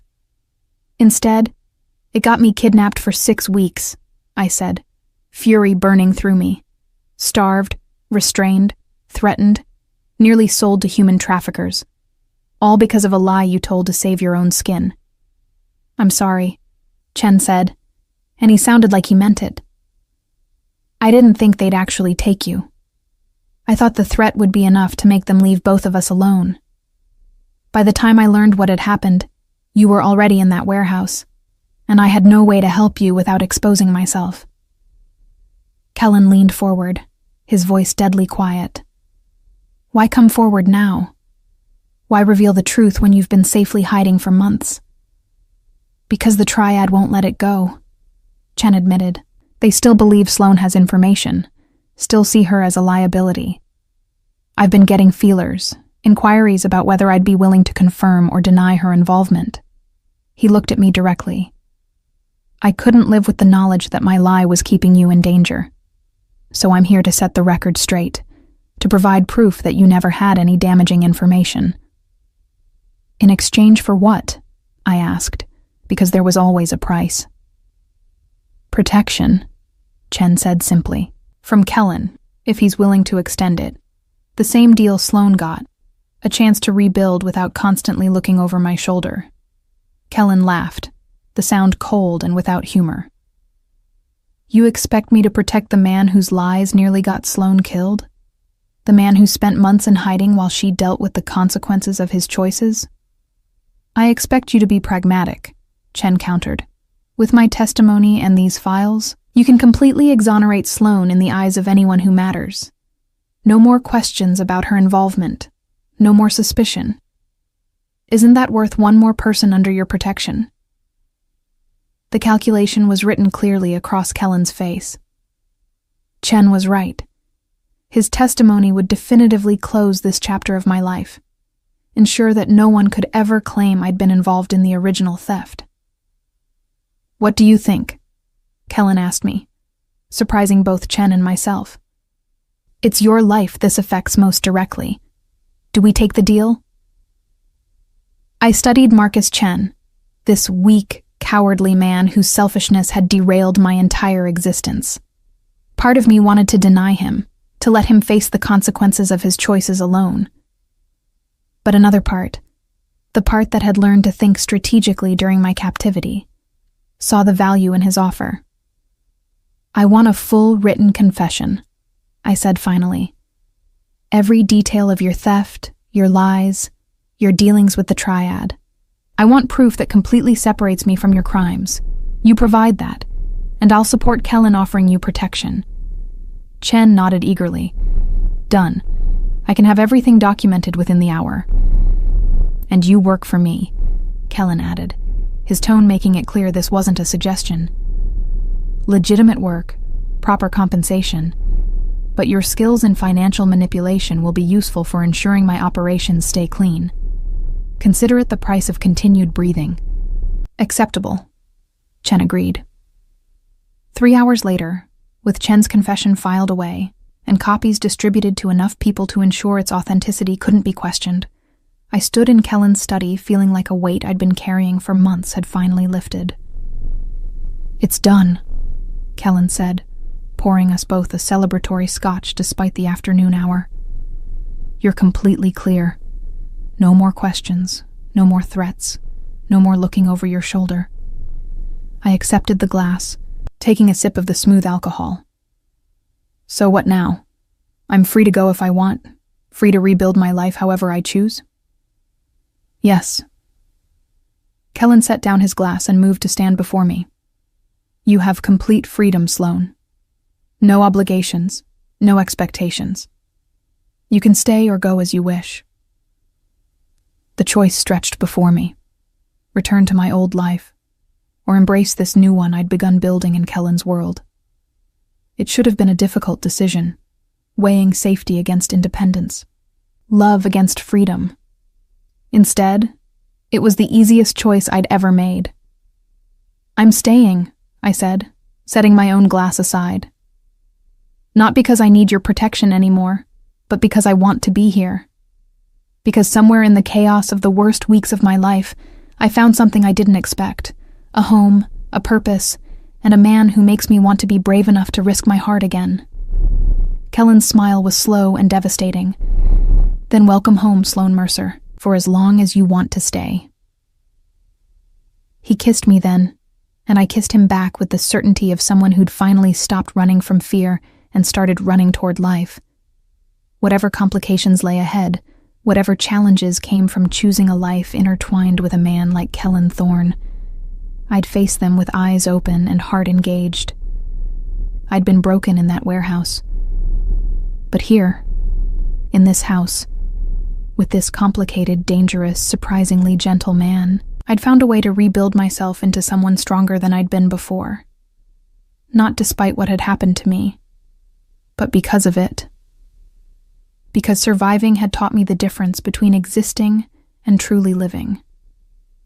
And I was finally ready to live.